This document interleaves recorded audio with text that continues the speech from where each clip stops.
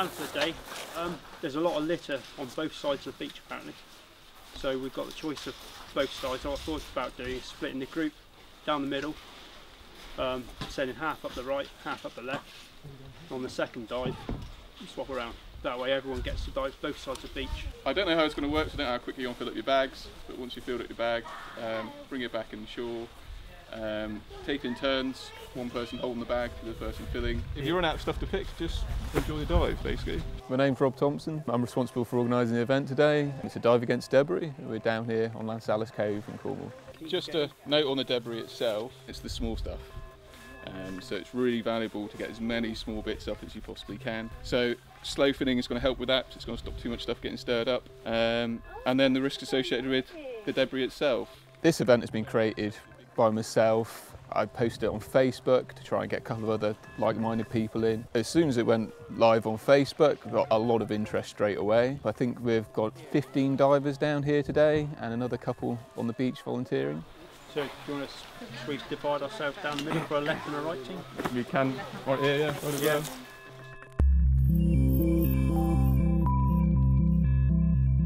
The basic concept for doing this dive came about after an amazing snorkel down here a few weeks ago. Absolutely stunning place to snorkel, really interesting stuff going on underwater, but unfortunately loads and loads of debris. So what's your cylinder size? 12. And what's your gas going in? 220. 220. Yeah. Yeah, that is light, but I don't breathe very much, it's fine.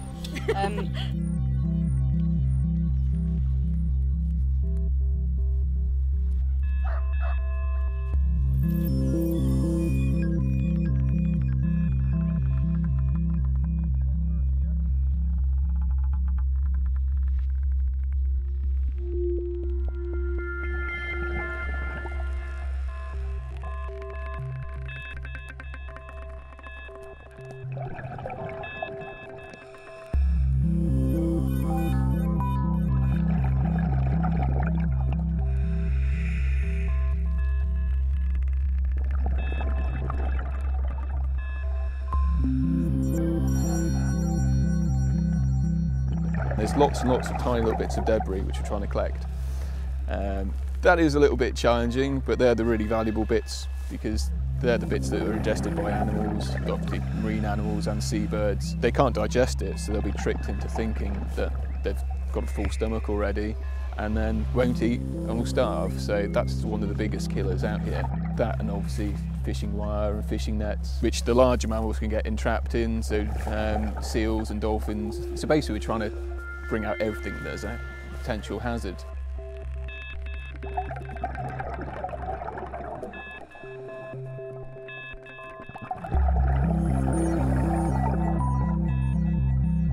You go out, you take a net bag with you, you collect as much debris as you can, and then it comes back onto the shore, it's weighted, it's sorted into categories.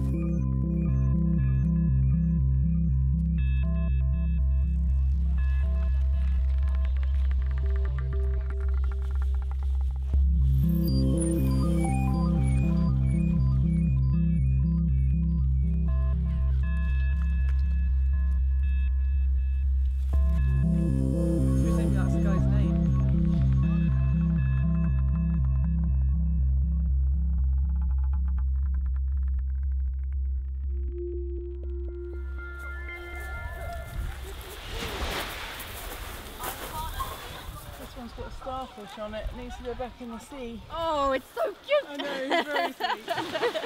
I'll take it home. Went okay? Yeah. Yeah. Got a rubbish out there. Yeah. Some fish is probably really sad it can't go swimming through that anymore. Yeah, it's probably his favourite. Yeah.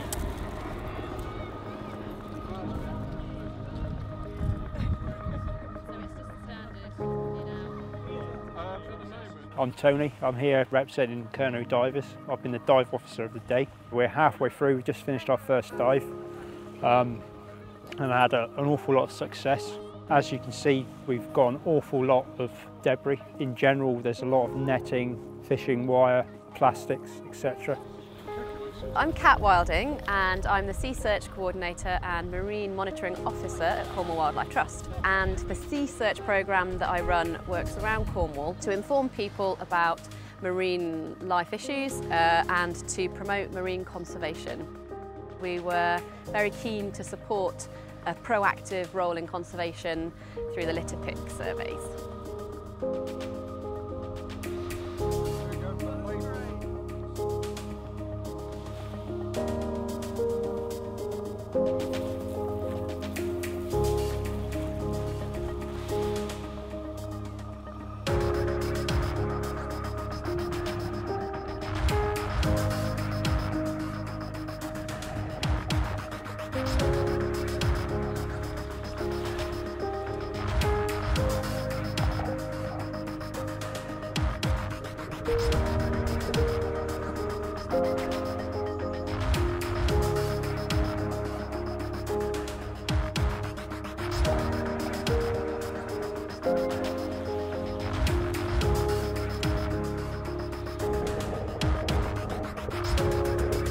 One of the things that we found diving today is this monofilament fishing line that you can see here, tangled up in some pink sea fans. So you can see the base of one here and how it grows into a sort of flat branching two-dimensional tree-like structure. And this monofilament line is a big problem because once it gets tangled around the sea fans, it creates drag, and you can see other bits of stuff get caught in it, and eventually the sea fan will be uprooted. So an unusual thing to find really, but something that we did find today here at Lansallos.